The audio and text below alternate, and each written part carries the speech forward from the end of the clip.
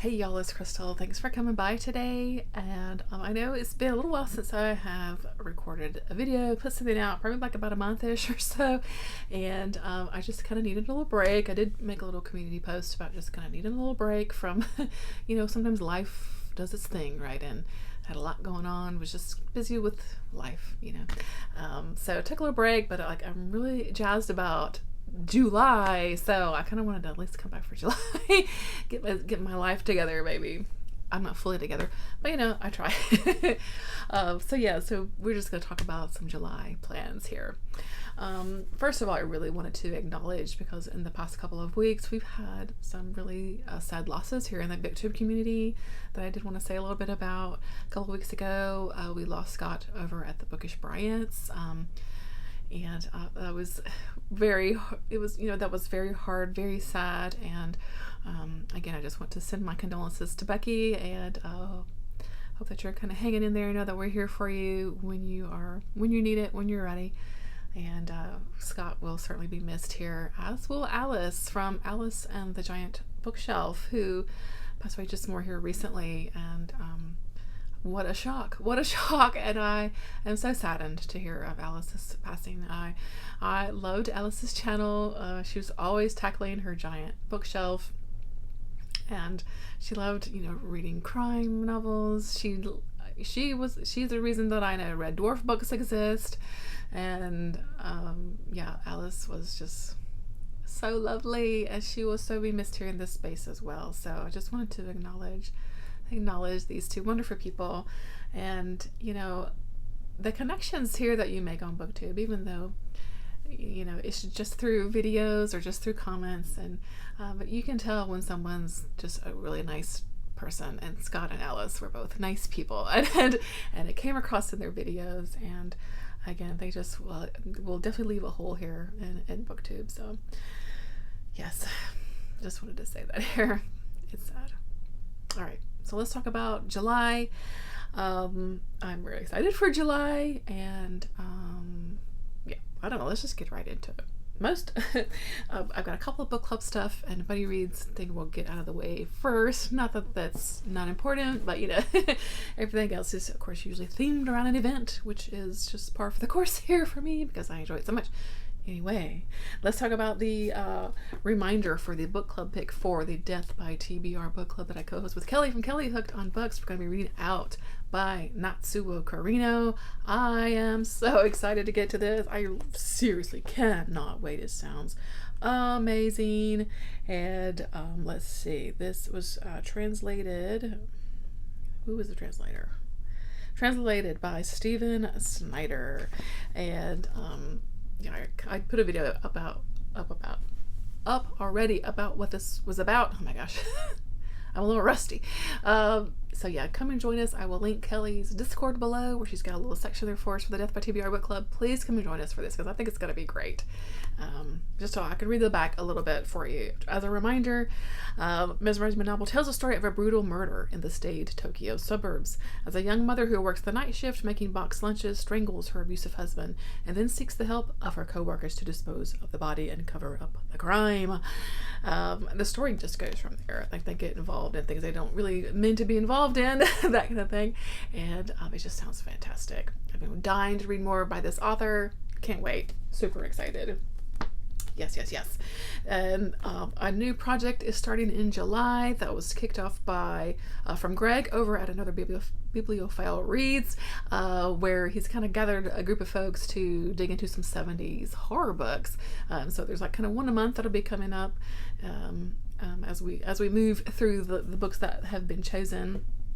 And so July, like I said, is kicking this off with Burnt Offerings by Robert Marasco. I haven't read this one yet, so I'm really super excited. Definitely hoping I have time to get to it.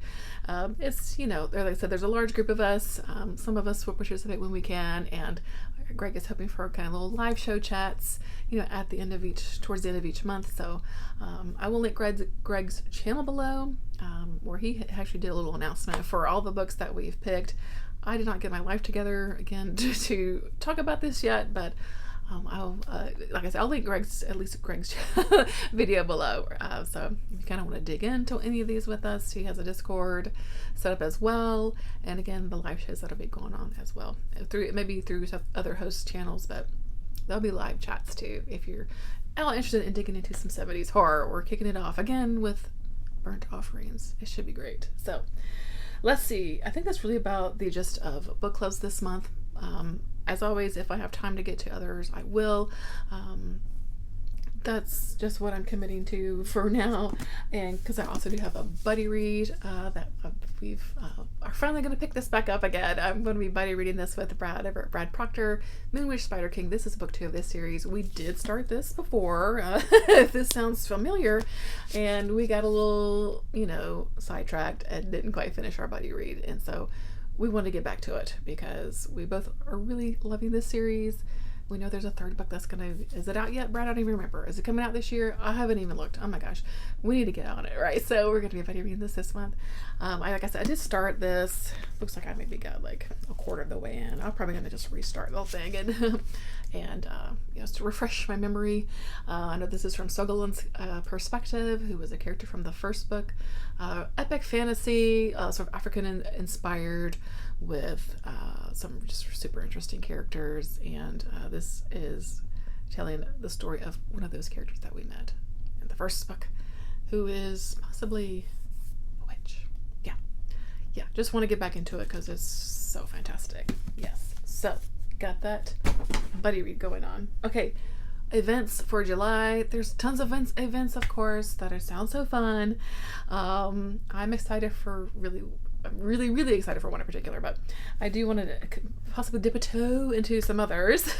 One being Rocket Summer, which was created by Michael K. Vaughan to read some vintage science fiction. I love the sound of this, and I would probably participate more fully if another event wasn't also happening in July that has my heart, So I pulled one science fiction book, and it's a shorter one.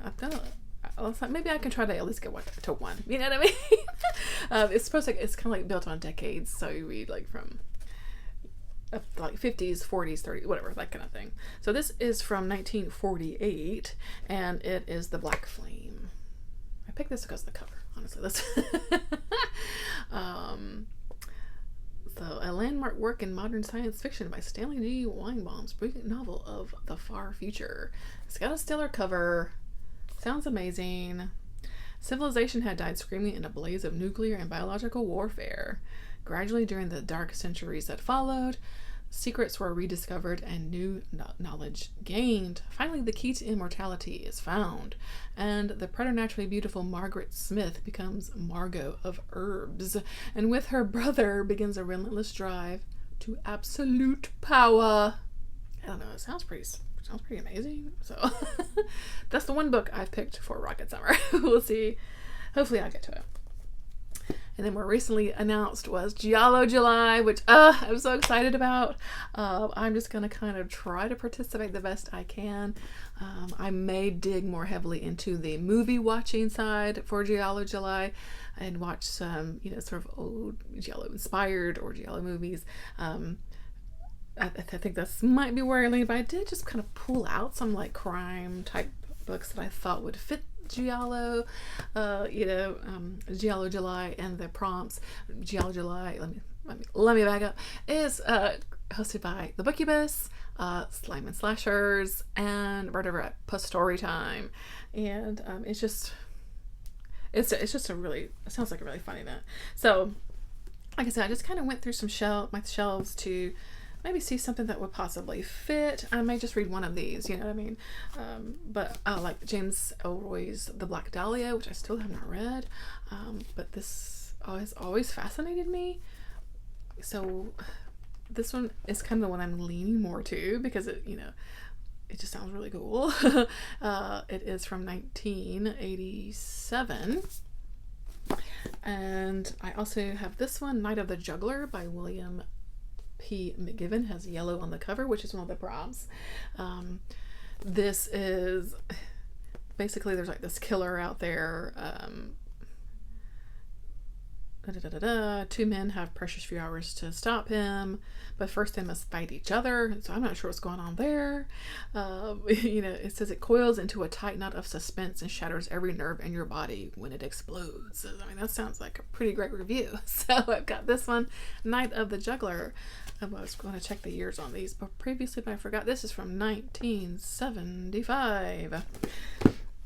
I have this John Ferris book, When Michael Calls, which definitely sounds like a sort of suspenseful type of story and sounds pretty interesting. So this lady, Helen, picks up the phone and she couldn't believe her ears because her nephew, Michael, is talking on the phone, but he's been dead for 16 years. So was it a mysterious caller? Was it really Michael? And if it was Michael, what did he want? So yeah, it definitely sounds like there's some suspense here. Maybe not so much crime focused, but who knows? Because who knows what happened with Michael? So it sounds pretty great. I guess not super long too. I don't know. You talk about all these books and I want to read them all, right? I've got this. This is a John Creasy, Plague of Silence, a Dr. Palfrey suspense adventure book. I didn't look at Michael When Michael Calls. This is from 1967. This book is from 1948, so we go a little bit further back in time. So the first victim was a housewife discovered paralyzed, unable to move, unable to talk.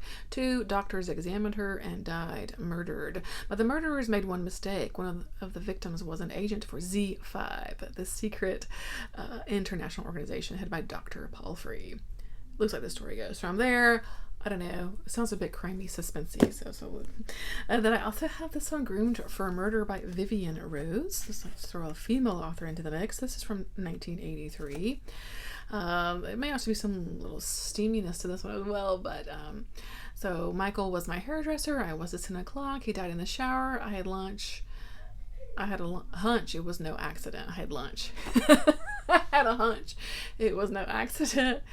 There are plenty of people who wanted him. So Michael has ended up dead, and looks like there's a lady named Susan Finkelstein, a nice Jewish girl from New York living in LA, are tracking down the case. I don't know. It looks kind of like some sleazy fun. So those are some possible options for Giallo July. I'll probably only get to one of them. It'll be fine because really, I'm so super excited for Ktropeathon. Yes, round 2. It is back, and I'm so excited. I've been waiting for this since last July. Yeah, I had so much fun last year with Ktropeathon that I'm so jazzed I brought it back, and I can't wait. I'm so super excited. So Ktropeathon is hosted by Christy Lewis over at Dostoevsky in Space. Beautiful Minutia and Dok Jae-yoon. And again, it's just a celebration of Korean culture, particularly entertainment, K-pop, K-dramas, lifestyle, all that kind of good stuff. And yeah, I'm so jazzed. Can you tell off my face? Yeah, I'm really super excited. So they've got some prompts here, 4 reading prompts, and there is a group read and a group watch.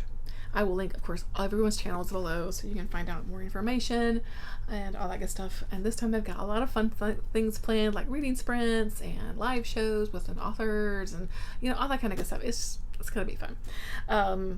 So the group read is Welcome to the Hyungnam Bookshop. I forgot to write the author down. You'll see here. You'll see here on the picture here. I forgot to write that on my list. Anyway, I think the general gist of this is that as a woman who was kind of living a hot to trot life, busy, like powerful job and things, decides to open up a bookshop to take things a little bit easier. Story goes from there. I don't know, I've heard it's really great. That's all I need to know. So the group watch, because they always do a drama that we watch every, for Ktropeathon. The watch this year is Extraordinary You. I've not watched this one yet. So yeah, I'm excited. I think Tiffany, is going to be doing some some over watch parties is the word I'm looking for, over on her Discord. So it'll be fun. So the reading prompts are, the K-pop prompt is Comeback, and then there is the K-drama prompt called Time Jump. These are all really kind of loose. You can interpret them how you want. There is a We Love Jenny prompt. Of course, we're still wanting to honor Jenny, who passed away, Jennifer Brooks, and took part in Ktropeathon last year, loves K-pop, loves K-dramas, and so again, the host definitely wanted to keep continuing to honor her, sort of legacy here on BookTube, and of course her love of all things Korean as well, like the rest of us. So we love Jenny book, a book that she makes you want to read, or whatever, something that Jenny read that you want to read probably. And then there is the sort of lifestyle prompt this time to do with books is to go read at an independent book cafe if you've got one of those around. If not, just go to any kind of little coffee cafe, hopefully independent one, and just read for a little bit. That's kind of the thing, because cafes are very super popular in a lot of Asian countries, particularly in Korea. You see them a lot in Japan too, but cafes are just popping up everywhere all over the place. So I thought that was a really fun lifestyle prompt this time around. Last year we had to try a Korean beauty tip. That was fun. Okay, so I basically have a big old list of books that I've been saving since last Ktropeathon, because I really try to dig into Korean authors, Korean American, Korean Canadian, whatever, in some way. So yeah, I've been just kind of saving a pile and saving a list. I wrote this list down. Look at this. This is the list. I'm not gonna read all these books, of course, but these are just my piles of possibilities. These are just ones I don't even I can get through Libby or audiobook or whatever. It's slightly crazy, I understand. I also pulled some books from my physical shelf, of course. I have first here some sort of manhwa style stories. This is The Dokebi Bride by Marley. This sounds fantastic, and I found this at a used bookstore, and yeah, I'm super excited. It seems like it possibly has some horror elements. I'm jazzed about reading this. This is a definite problem. So, born into a shaman family, Sunbi has inherited the power to see and communicate with spirits, just like her grandmother, a notable shaman and savior of their fishing village in the South Sea. Long shielded from the reality of her power, she finally learns the secret of her mother's death, and why her grandmother was never able to leave their village. Enter Sunbi's eerie world in this mind-boggling psychological chiller. Right? So it's called Dokebi Bride, but it sounds like it's going to be amazing. And some of the artwork in here just has me kind of floored. Yeah, I'm excited to read this. And this is an older book. I think it was from 2005-ish. I saw the year. Yeah, 2004. So yeah, so this is a story that's been around for a little while. I have volume 1 of Solo Leveling, which I didn't get to last year. This is again another manhwa. This is by Dubu. Is that right? And the story is by Shugong. And I know Yoon over at Dokcha Yoon is really into Solo Leveling. And this is like I said, the manga version. This one is so known as the weakest hunter of all mankind. E-rank hunter Jin Woo-sung's contribution to raids amounts to trying to not get killed. Unfortunately, between his mother's hospital bills, his sister's tuition, and his lack of job prospects, he has no choice but to continue to put his life on the line. So when an opportunity arises for a bigger payout, he takes it, only to come face to face with a being whose power outranks anything he's ever seen. With the party leader missing an arm and the only healer a quivering mess, can Jin Woo somehow find them a way out? I don't know. Sounds pretty great. I know Yoon loves it. I'm jazzed about it. I have volumes 2 and 3 of Villains Are Destined to Die. I read volume 1 last year. Did not get to continue on with the series, but I'm super jazzed to at least get to one of them and get back into this world that I loved so much, and see where this story goes, because it is very intriguing. Basically a girl in the volume 1 gets sort of transported inside this video game, but she's plays a villainous character. It's good. It sounds kind of maybe a little hokey, but it's really good. It was really good. And then a couple more physical books. This one I definitely would like to get to, The Silence of Bones by Jun Her. This is an historical piece set in 1800 Joseon, Korea. So homesick and orphan 16-year-old Seol is living out the ancient curse. May you live in interesting times. Indentured to the police bureau, she's been tasked with assisting a well-respected young inspector with the politically charged investigation into the murder of a noblewoman. So this sounds like a murder story. It could work for Giallo July, right?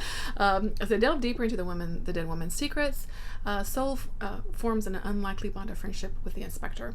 But her loyalty is tested when he becomes the prime suspect. Ooh, twists and turns, okay. And Sol may be the only one capable of discovering what truly happened on the night of the murder. Okay. But in the land where silence and obedience are valued above all else, curiosity can be deadly. Dun, dun, dun. So yeah, I'm super excited. It sounds pretty great. I do believe it's a YA story. That doesn't bother me. But yeah.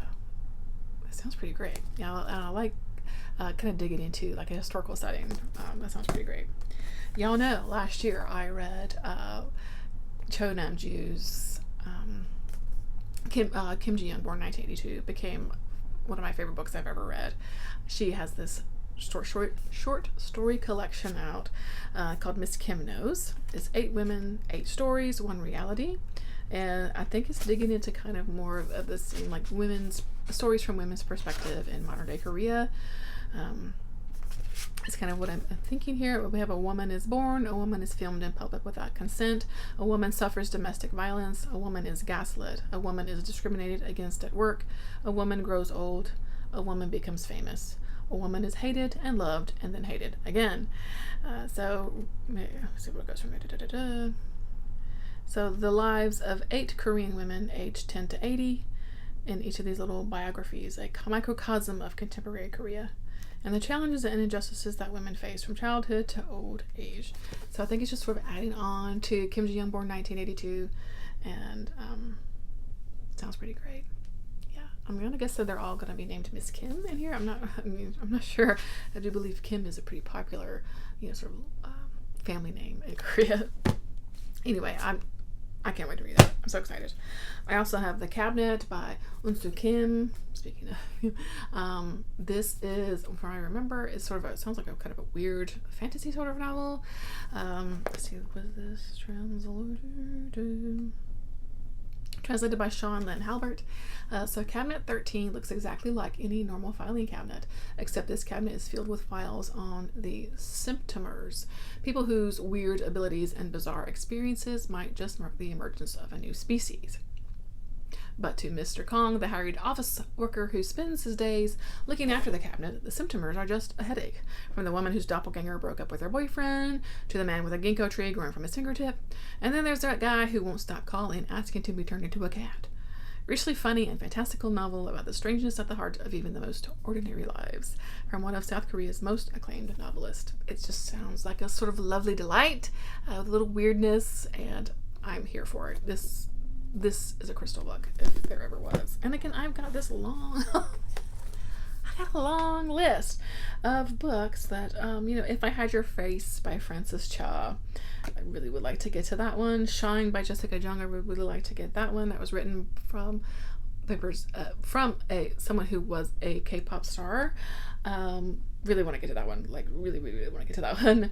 Concerning My Daughter, yes, by Kim Hae-jin. Want to get to that one if I can. Just so many. Oh, for my We Love Jenny book, I would really want to get to YN by Esther Yi, though I know it was a book that she ultimately didn't love at the end of. It deals with sort of idol culture, fan culture, and not idol culture, but fandoms, and I think it sounds perfect for Ktropeathon, so I definitely want to get to that for the I Love Jenny prompt. There's Flux, by Jinwoo Chong I want to read. I mean, there's so much. There's so many wonderful Korean books I want to read. But, we'll kind of just see what I actually get to. I'm going to just kind of wing it and play it by ear. I do have a couple of videos planned, kind of in honor, or, it's to go on the theme of Ktropeathon.